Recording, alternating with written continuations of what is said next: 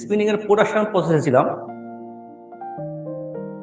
Spinning আমরা cutting এ দেখলাম কি আমাদের র কটন থেকে মূলত একটা বিশেষ প্রসেসের মাধ্যমে তুলাগুলোকে অর্থাৎ ফাইবার গুলোকে একটা জমাটবদ্ধ করে একটা স্লাইবার, লম্বা একটা স্লাইবার তৈরি করা হয়। আপনারা ছবিতে দেখতে পাচ্ছেন এই যে লম্বা যে স্লাইবারটা, এটাকে স্লাইবার বলা হয়। এই কাটিং এর 6টা স্লাইবার আবার আমার ব্রেকার ড্রপের যে মেশিনটা আছে 6টা স্লাইবার গিয়ে একটা স্লাইবারে পরিণত হয়, এবং 6টা থেকে যখন একটাতে হয় তখন এটার স্ট্রেংথটা কিন্তু আরো একটু বেশি থাকে। কিন্তু কাটিংটা দেখবেন টানলে ছিঁড়ে যাবে, অর্থাৎ যে তুলার যে স্লাইবারটা এটা টানলে আপনার ছিঁড়ে যাবে। বাট এটা যখন আপনি ব্রেকার মেশিন থেকে যে স্লাইবারটা হয় এটা আর একটু মজবুত। এখন এরপর হচ্ছে finisher draw frame. Finisher draw ফ্রেমের কাজ কি, ওইরকম 4টা স্লাইবার, অর্থাৎ ব্রেকার ড্র ফ্রেম থেকে 4টা এরকম স্লাইবার গিয়ে আবার ওই একটা স্লাইবার পরিণত হয়। এটা এই যে ব্রেকার ড্র ফ্রেম থেকে ফিনিশার ড্র ফ্রেমের যে স্লাইবারটা এটা আরো একটু স্ট্রং। আমি ফিনিশার ড্র ফ্রেম থেকে যে স্লাইবারটা পাই মূলত ওইটাই আমার এখন সুতা তৈরির জন্য মোটামুটি প্রস্তুত। আমি এখন এই যে দেখতেছি এখানে সিমপ্লেক্স যে মেশিন, সিমপ্লেক্স মেশিনের কাজ হচ্ছে ফিনিশার ড্র ফ্রেমের যে স্লাইবারটাকে হালকা টুইস্টিং মানে তো আমরা বুঝি যে মোচড়ানো, এটা হালকা টুইস্ট করে এটা একটা রবিং, অর্থাৎ যেটা তৈরি করা হয় এটাকে রবিং বলে। একটা প্লাস্টিকের ফাইবার মধ্যে ওই সুতাটা মোড়ানো হয়, তো যেটা মোড়ানো হয় এটাকে বলা হয় রবিং আমাদের টেক্সটাইলের ভাষায়। মূলত এই সিমপ্লেক্সের কাজটাই হচ্ছে হালকা টুইস্ট করে স্লাইবারটাকে আপনার একটা রবিং এ মোড়ানো, এবং এই রবিং থেকে পরবর্তীতে আমার রিং ফ্রেমে চলে যায়। আপনাদের রিং ফ্রেম স্পিনিং এর মূল বিষয়টা হচ্ছে কিন্তু রিং ফ্রেম। আমরা যখন কোন একটা স্পিনিং মিলের ক্যাপাসিটি হিসাব করি তখন কিন্তু আমরা রিং এর অর্থাৎ রিং ফ্রেমে কয়টা স্পিন্ডেল আছে এটার উপর বেস করে কিন্তু আমরা ক্যাপাসিটি বলি। ধরেন কোন একটা স্পিনিং মিলে ক্যাপাসিটি 300 টন, আমরা অনেক সময় জিজ্ঞেস করি যে 300 টন ক্যাপাসিটি, তাহলে আপনার স্পিন্ডেল কত? হ্যাঁ, হতে পারে এটা তখন 300 টন জন্য হয়তো 20,440 হতে পারে, কিংবা 22,000 স্পিন্ডেল হতে পারে। ঠিক এরকম আমাদের টোটাল বাংলাদেশে যতগুলি স্পিনিং মিল আছে আমরা জানি যে আমাদের 500-র মতো স্পিনিং মিল আছে, তার মধ্যে 430টার মতো এখন অপারেশন আছে। তো এই 430টা অর্থাৎ 500টা স্পিনিং মিল যদি আমি স্পিন্ডেল হিসাব করি প্রায় 1300 মিলিয়নের মতো আমার স্পিন্ডেল আছে। এখন এই যে রিং ফ্রেম, যেটা স্পিন্ডেল কেন বলতেছি, স্পিন্ডেলের কাজ হচ্ছে অর্থাৎ সুতা থেকে কাউন্ট এবং অর্থাৎ টিপের টুইস্ট পার ইঞ্চি, প্রতি ইঞ্চিতে সুতায় আমার কয়টা টুইস্ট হবে এটাকে প্রোডাকশন ডিপার্টমেন্ট কি করে, টেক্সটাইল যারা ইঞ্জিনিয়ার ওরা ওভাবে প্রত্যেকটা রিং ফ্রেমের মধ্যে এটা সেট আপ করে দেয়। যখন আমি কাউন্ট নিয়ে পরে আসতেছি, ওইভাবে সেট করার পর আমার রবিং থেকে অর্থাৎ সিমপ্লেক্স থেকে যে রবিংটা আমি পাই এটা রিং মেশিনে গিয়ে ওই কাউন্ট অনুযায়ী টুইস্ট হয়ে সুতায় পরিণত হয়। মূলত রিং এর মধ্যে আমার সুতাটা কিন্তু কমপ্লিট। এখন আমি বলতে পারি তাহলে পরবর্তী স্টেজটা কি, অর্থাৎ পরবর্তী স্টেজ হচ্ছে আমি যে রিং এ প্রত্যেকটা রিং এর মধ্যে আমরা যখন যে এটাকে ববিন বলা হয়, প্রত্যেকটা রিং এ দেখবেন যে আমরা হয়তো 150 গ্রাম, 200 গ্রাম, 250 গ্রাম এভাবে সুতা কিন্তু পেঁচানো থাকে। এখন আমি কি করি, ওগুলোকে উইন্ডিং মেশিনে নিয়ে যাই। এরকম দেখবেন অনেকগুলো কন্টিনিউয়াসলি উইন্ডিং মেশিনে কি করা হয়, ওই ববিন গুলো দেওয়া হয়, দিয়ে উইন্ডিং মেশিন কিন্তু একটা রোবটের মতো কাজ করে। যেমন ও কি করে, ওইখান থেকে অটোমেটিক সুতার যে কোনো যেমন 6-7টা যখন ববিন সাজা রাখি, ও কি অটো একটার পর একটা নিতে থাকে, নিয়ে একটা কোণ বানায় 2 কেজি 2.5 কেজি। আমরা যেভাবে উইন্ডিং মেশিন সেট আপ দিই, যদি 2 কেজির কোণ সেট আপ দিই, ও 2 কেজি বরাবর সুতা কি করবে ওখান থেকে পেঁচাবে, পেঁচানোর পর এটা অটোমেটিক সুতা কেটে দিবে। আবার আরেকটা ইন্টারেস্টিং ব্যাপার হচ্ছে, যখন আমরা উইন্ডিং মেশিন সুতা যখন টানে মাঝখানে যদি কোনো গিট থাকে ও কিন্তু অটোমেটিক এটা কেটে ফেলে দিবে। আবার 10 কাউন্টের সুতা হঠাৎ করে দেখতে মাঝখানে কোনো একটা মেশিন ফল্টের কারণে কোনো একটা সুতা পেঁচে গেছে, কিংবা 12 কাউন্ট 14 কাউন্ট হয়ে গেছে, ও কিন্তু ওটা কেটে ও অটোমেটিক আবার জোড়া নিয়ে নেবে, মাঝখান থেকে এটা কেটে দিবে। এটাকে আমরা হার্ড ওয়েস্টেজ বলি অনেক সময়। এটা হচ্ছে উইন্ডিং মেশিনটা পুরোটাই কিন্তু দেখবেন রোবটের সিস্টেম কাজ করে এবং বাতাসের সাহায্যে ওখানে কিন্তু পুরো উইন্ডিং, এই জন্য এটাকে উইন্ডিং মেশিন বলে। আবার অনেক জায়গায় এটাকে অটো কোন মেশিন বলা হয়। তো এখান থেকে মূলত 2-2.5 কেজির কোনগুলো আমরা পেয়ে থাকি। এখন আসতেছে উইন্ডিং থেকে কি আমি এই সুতাটা উইভিং এর জন্য উপযুক্ত নাকি উপযুক্ত না? আসলে উইন্ডিং মেশিন থেকে যখন আমি 2.5 কেজি সুতাটা পেয়ে গেছি, একটা কোন পেয়ে গেছি, এই সুতাটা যখন আমি উইভিং প্রসেসে নিয়ে যাব, এই যদি উইভিং করে সুতার কিন্তু স্ট্রেংথ থাকবে না। উইভিং করার সময় বারবার ছিঁড়ে যাবে এবং দেখবেন এটা ছিঁড়ে যাবে এবং ওয়েস্টেজ বেশি হবে এবং ওই ফেব্রিক্সটা কিন্তু টেকসই হবে না। এজন্য কি করা হয়, এটাকে হিট সেটিং মেশিনে দেওয়া হয়। এই প্রত্যেকটা আমরা যে সুতাটা তৈরি করলাম, আপনি চিত্রের মধ্যে দেখতেছেন যে আমার লাস্টের থেকে 2 নাম্বার চিত্রে দেখছেন একটা কোনগুলোকে একটা মেশিনের মধ্যে ঢুকানো হচ্ছে, এটা বলে হিট সেটার মেশিন। মূলত এই মেশিনের কাজ হচ্ছে সুতাগুলোকে ময়েশ্চার করা, অর্থাৎ স্টিমের মাধ্যমে পানি দিয়ে স্টিম করে 40 থেকে 50 মিনিট রাখা হয় মিনিমাম। এবং এটা হচ্ছে একটা স্ট্যান্ডার্ড আছে, 5 থেকে 6 ইঞ্চি হচ্ছে আপনার 6% হচ্ছে আপনার ময়েশ্চার করা। অনেক সময় কিছু কিছু বায়ার ওদের রিকোয়ারমেন্ট থাকে যে আমার 8% শুধু ময়েশ্চার হতে হবে। তো এটা আমাদের ইঞ্জিনিয়াররা ওভাবে ডেভেলপ করে, যদি 8% লাগে ওরা 8% জন্য যা যা দেওয়া দরকার ওভাবে হিট মেটেরিয়াল সেট করা হয়। পরবর্তীতে আমার সুতাটা কিন্তু এখন প্রস্তুত, হিট মেশিন থেকে এটা বের করার পর পরবর্তীতে এটা প্যাকিং করা হয় এবং আমাদের নির্দিষ্ট যে বায়ারগুলো আছে ওদের ফ্যাক্টরিতে এগুলো ডেলিভারি দেওয়া হয়। মূলত হচ্ছে এটাই হচ্ছে স্পিনিং এর আসলে প্রসেস, একটা ব্লোরুম থেকে আমার প্যাকিং পর্যন্ত।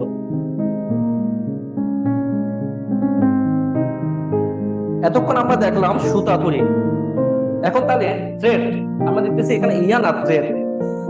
থ্রেডটা আসলে প্রত্যেক আসলো, থ্রেডটা হচ্ছে মূলত আমরা জানি সুতার প্রসেসটা আমরা এতক্ষণ পর্যন্ত জানলাম।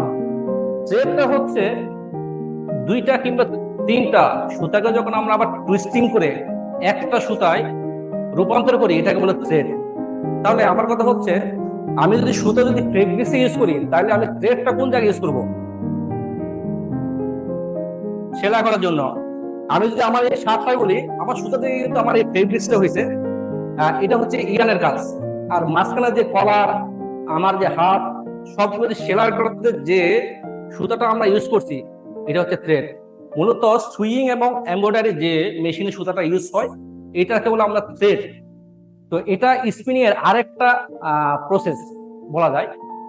থ্রেড সাধারণত আপনার ইয়ান থেকে একটু মোটা হয় এবং আর একটু স্ট্রং হয় এবং ইয়ানের কাজ হচ্ছে ফেব্রিক্স ইন্ডাস্ট্রি নিয়ে, থ্রেডের কাজ হচ্ছে যেখানে সুইং হয় কিংবা এমব্রয়ডারি হয় ওখানে থ্রেডটা আমরা ইউজ করি। এখন সবচেয়ে আসলে ইম্পর্টেন্ট ইস্যু হচ্ছে আমি যে যখন সুতাটা তৈরি করব কিংবা এটা আসলে আমরা পরিমাপ করবো কিভাবে। আপনি আমার চিত্রের মধ্যে দেখতেছেন যে 4 থেকে 5 রকমের সুতা আছে, সবগুলো কি আসলে একই রকম সুতা? আপনি এটাকে কিভাবে আইডেন্টিফাই করবেন? মূলত এগুলোকে আইডেন্টিফাই করার জন্য টেক্সটাইলে একটা নাম্বার ইউজ করা হয়, আর এই নাম্বারটাকে আমরা বলি কাউন্ট। তাহলে কাউন্ট দ্বারা আমরা কি বুঝবো এটা আমরা এখন আলোচনা করব। মূলত কাউন্ট কিন্তু 2 প্রকার, একটা হচ্ছে ডিরেক্ট কাউন্ট, একটা হচ্ছে ইনডিরেক্ট কাউন্ট। ইনডিরেক্ট কাউন্টকে আমরা মূলত ইংলিশ কাউন্ট বলে থাকি এবং আমাদের দেশে 99% উপরে ইনডিরেক্ট কাউন্টের ইউজ, আমরা ডিরেক্ট কাউন্ট তেমন ইউজ করি না। তাহলে কাউন্ট, আমি এখন ইনডিরেক্ট কাউন্ট আসলে কি এটা নিয়ে আপনাদের দেখাচ্ছি। এখানে আসলে অনেক ফর্মুলা দিয়েছি, অনেক কিছু শেয়ার করেছি, কিন্তু এত কিছু আসলে মাথা নেওয়ার দরকার নাই। এটা আমরা যখন স্লাইড শেয়ার করবো তখন আমরা এই ফর্মুলাগুলো দেখবেন, এটা টেক্সটাইল ফর্মুলা। আমি সংক্ষেপ আসলে আমাদের যেহেতু অ্যাকাউন্টিং মানুষ, আমরা আসলে অ্যাকাউন্টিং ভাবে কাউন্টটা জানি। যদি সেটা জানতে হয়, ইনডিরেক্ট কাউন্ট সবসময় একটা জিনিস মাথায় রাখতে হবে, ওয়েট সবসময় ফিক্সড। ওয়েট বলতে আমরা এখানে 1 পাউন্ড বোঝাই, টেক্সটাইলে পাউন্ডটাকে ক্যালকুলেশন করা হয়। এখন তাহলে আমার 1 পাউন্ড মাথায় রাখবেন সময়, যে আমার 1 পাউন্ড সমান কতটুক লেন্থ, এটাই হচ্ছে আমার কাউন্টের ফর্মুলা। এখন আমি যদি আসি 1 পাউন্ডের একটা সুতা আমার হইতে পারে 2000 গজ, 5000 গজ কিংবা 10,000 গজ, তাহলে আমি কিভাবে এটা মেজার করব? আপনি দেখেন এখানে আমি কিছু এক্সাম্পল দিয়েছি। ওয়েটটাকে দেখেন আমি ফিক্স রাখছি 3টে স্ল্যাবে, যে প্রত্যেক ক্ষেত্রে ওয়েট কিন্তু 1 পাউন্ড, কিন্তু গজ কিন্তু ভেরিয়েশন করছে। দেখেন প্রথমে যখন 840 গজ, 1 পাউন্ড সুতা মিনিমাম 1 কাউন্ট হতে গেলে 840 গজ হতে হবে। 840 গজের কম যখন হবে এটা ফ্র্যাকশন চলে আসবে, এটা 1 কাউন্ট হবে না। এটা হচ্ছে ইনডাইরেক্ট কাউন্টের প্রধান সত্য। এখন আসেন, আমি যখন 840 ইন্টু 10 হচ্ছে অর্থাৎ 8400 গজ হচ্ছে, তার মানে এটা কত কাউন্টের? 10 কাউন্ট। যখন পরবর্তী 840 ইন্টু যখন 1 পাউন্ড সুতা 840 ইন্টু যখন 840 ইন্টু 40 যাচ্ছে অর্থাৎ 33,600 গজ হচ্ছে, এটা কিন্তু আমার কত কাউন্ট হচ্ছে? 40 কাউন্ট। এখন দেখেন 40 কাউন্টের একটা সুতা কত কিলোমিটার, দেখেন আমি একটা জাস্ট স্টার চিহ্ন দিয়ে দেখানোর চেষ্টা করছি।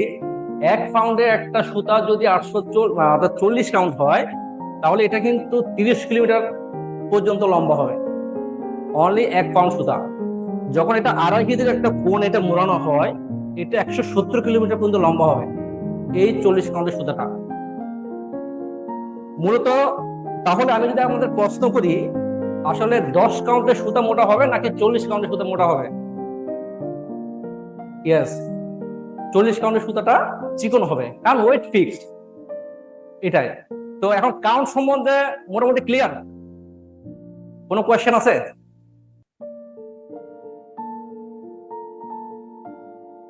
এটা 26/1 অর্থাৎ এটাকে বলা হয় 26/2 দেওয়া, মানে হচ্ছে ওই 26 কাউন্টের সুতাকে 2বার টুইস্টিং করা। আর 24/1 দেওয়া হচ্ছে টুইস্টিং না। হ্যাঁ, এটা সুতাকে কিন্তু আবার টুইস্টিং করা হয় অনেক সময়, সিঙ্গেল ডাবল এসব করা হয়। আচ্ছা, ডিরেক্ট কাউন্টটা জাস্ট আমি বোঝার জন্য দিয়েছি, এটা নিয়ে আমি আলোচনা করবো না। আর ডিরেক্ট কাউন্টটা জাস্ট ফর্মুলাটা দিচ্ছি। এটার ক্ষেত্রে কিন্তু উল্টা, জাস্ট লেন্থটা ফিক্সড, আমার ওয়েটটা ভেরিয়েবল। এখানে ট্যাক্স, ডেনিয়া, ডিরেক্ট, সেটা পরিমাপের বিভিন্ন একক আছে। তো যেহেতু আমাদের ইউজ কম, আমি এটা আলোচনা করছি না।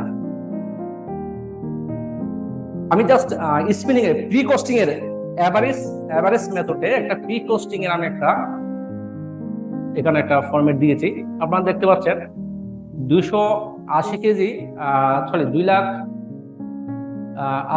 আর একটা হচ্ছে 3 লাখ কেজি, অর্থাৎ 300 টন আর 280 টন। আমার 300 টন যদি আমি 100% প্রোডাকশন ধরি, ক্যাপাসিটি ধরি, তাহলে দেখেন এটা আসলে কস্টিংটা আমরা কি করি।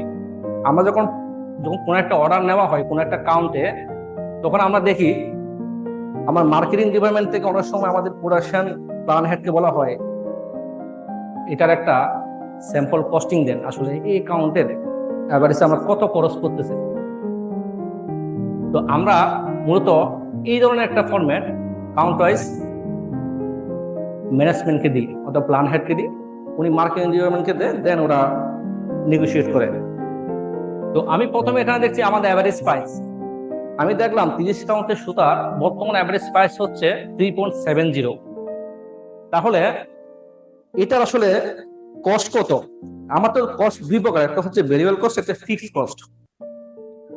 ফিক্সড কস্টের আমি ধরে নিলাম আমার 1 কোটি টাকা হচ্ছে ফিক্সড কস্ট। তাহলে ভেরিয়েবল কস্ট আসলে কোনগুলো? মূলত স্পিনিং এ প্রধান অর্থাৎ 80% কস্টই হচ্ছে কিন্তু র মেটেরিয়াল কস্ট। তো র মেটেরিয়াল কস্টটা দেখেন আমার 2.70 ধরলাম, আমি এস্টিমেট করলাম। এটার সাথে যোগ হবে আমার ডিরেক্ট লেবার, অর্থাৎ 100% ক্যাপাসিটিতে যদি আমার প্রোডাকশন রান করে আমার টোটাল লেবার কত, ওই হিসেবে আমি ধরলাম আমার 26 সেন্ট হচ্ছে পার কেজিতে আমার লেবার কস্ট। আমার পাওয়ার কস্ট ধরলাম 24 সেন্ট। এটা লাস্ট 5 থেকে 6 মাসের আমরা এভারেজ পার কেজিতে কত কস্ট করেছে কাউন্ট অনুযায়ী ওভাবে আমরা নিয়ে নেই। আর হচ্ছে প্যাকিং ম্যাটেরিয়াল, এই 4টা হচ্ছে আমার ভেরিয়েবল কস্ট।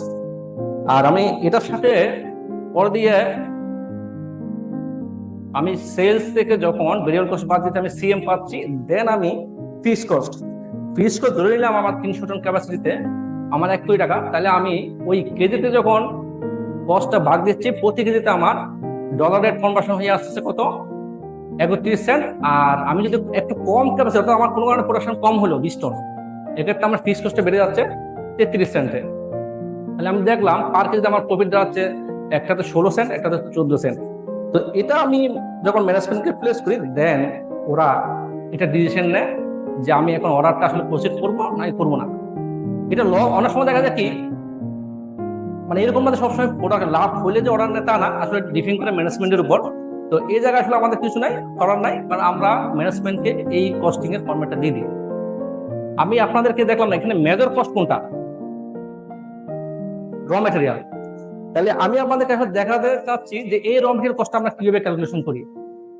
মূলত এটাই আপনি সঠিকভাবে যদি ক্যালকুলেশন করতে পারেন, বাকি 20% কিন্তু আপনি এমনিতে পেরে যাবেন।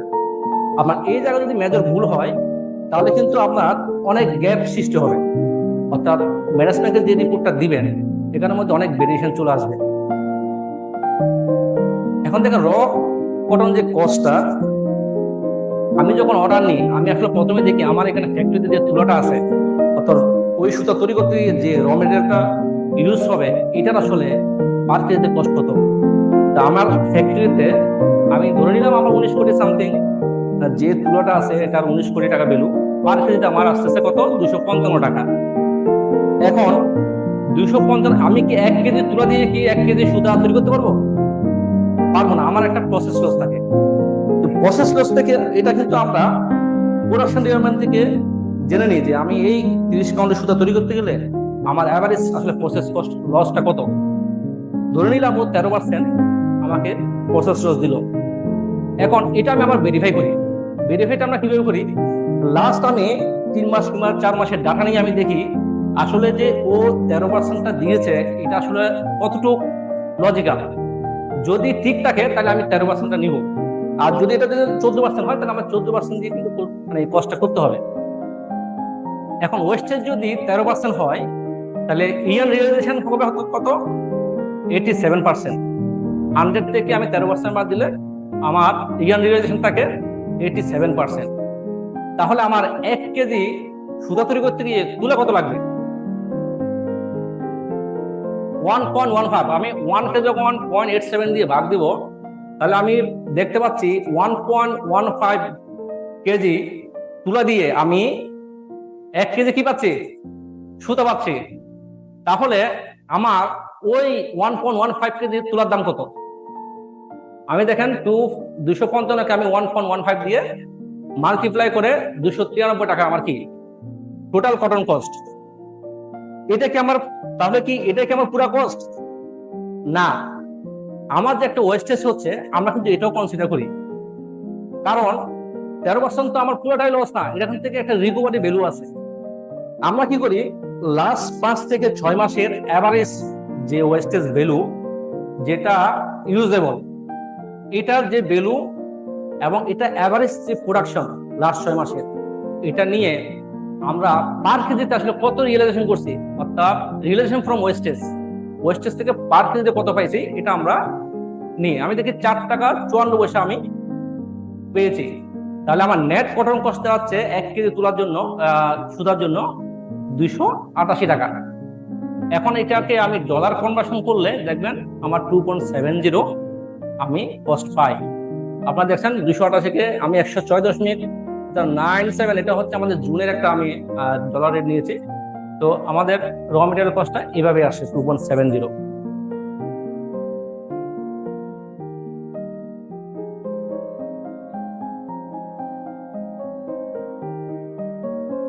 ওগুলো সব ক্যালকুলেশন করে কিন্তু আমার আমার ফ্যাক্টরি পর্যন্ত আসা পর্যন্ত এই টোটাল কস্টটা কিন্তু র মেটেরিয়াল কস্টের মধ্যে আমার কি থাকে এটা ডাটা থাকে। আমি কিন্তু স্টোর থেকে ডাটা নিই আমার টোটাল কস্টের কত পড়ছে কস্ট শিট থাকে, ঠিক আছে। এখন আমি একটা, এখন এটা তো প্রি কস্টিং গেল, আমরা কিন্তু প্রোডাকশন করার পর আমার অ্যাকচুয়াল কস্ট হওয়ার পর আমরা কিন্তু একটা পোস্ট কস্টিং করি। আসলে আমি যে কস্টটা দিলাম এবং প্রোডাকশন করলাম আসলে আমার পোস্ট কস্টিং এর কি অবস্থা। পোস্ট কস্টিং করার জন্য আমি কিন্তু কিছু টেক্সটাইলের কিছু কিন্তু আমার ফর্মুলা আমার কাজ করি।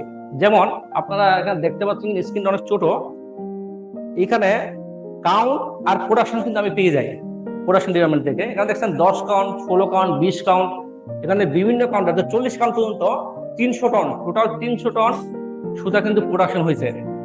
এখন আমার প্রোডাকশন ডিপার্টমেন্ট থেকে আমি টুইস্ট মাল্টিপ্লায়ার, টিপিআই, তারপর হচ্ছে আরপিএম, আমাদের প্রথম প্রেজেন্টেশনে বলা হচ্ছে আরপিএম যে প্রতি মিনিটে একটা রিং মেশিন কতবার ঘুরে।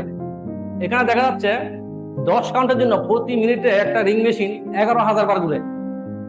মানে ক্যান ইউ ইমাজিন, মানে 11,000 বার একটা রিং মেশিন 1 মিনিটে ঘুরে। এটা 40 কাউন্টের জন্য দেখা যাচ্ছে কি এটা আরো 15,000। তো অর্থাৎ, এবং এখানে দেখেন এই যে টিএম টিপিআই, টিপিআই হচ্ছে টুইস্ট পার ইঞ্চি। একটা সুতা 10 কাউন্টের প্রতি ইঞ্চিতে কতবার টুইস্ট করে।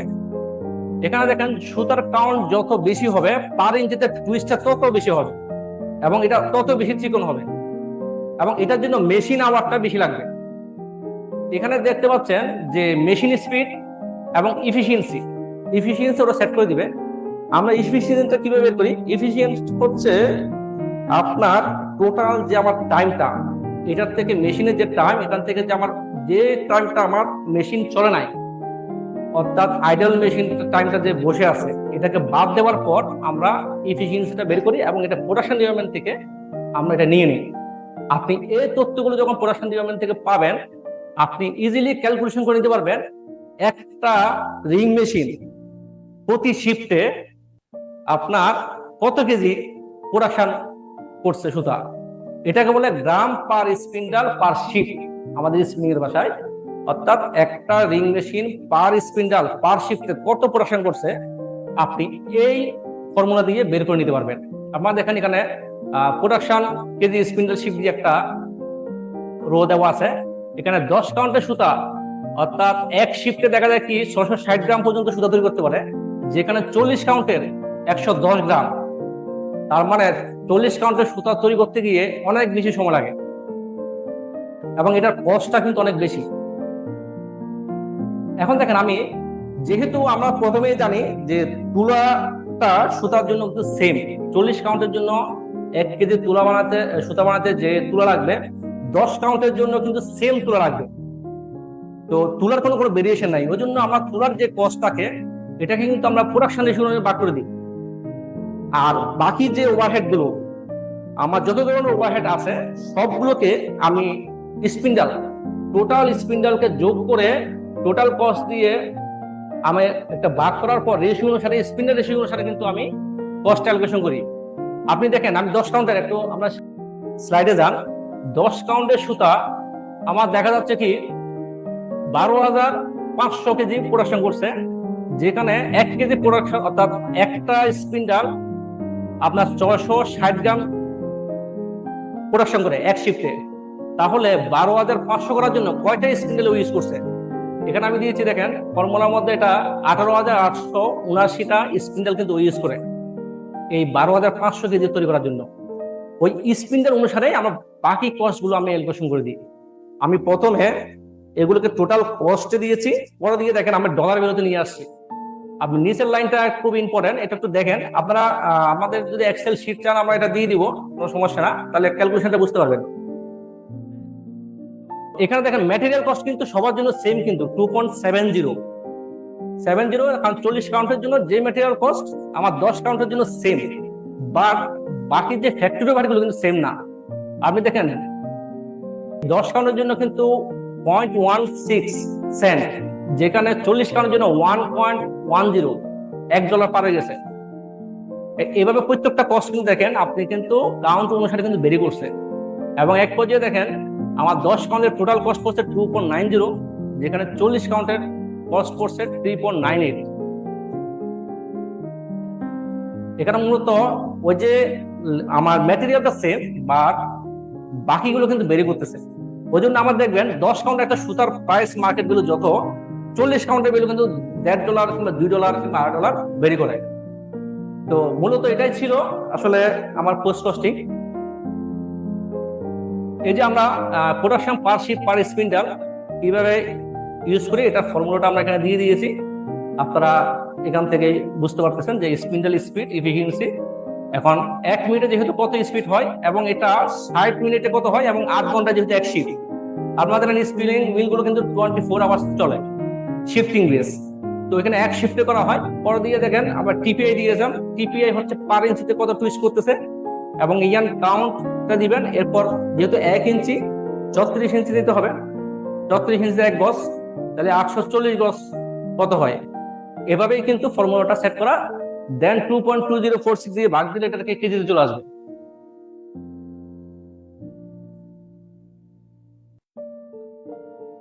হ্যাঁ, টিপে এটা ওরা দিয়ে দিবে, প্রোডাকশন ডিপার্টমেন্ট থেকে দিয়ে দিবে কাউন্ট ওয়াইজ, মানে টিপে কত, টিএম কত, ইফিসিয়েন্সি কত আছে, জানা লাগবে। হ্যাঁ, তো এটাই ছিল মোটামুটি স্পিনিং এর আমার প্রেজেন্টেশন। Thank you.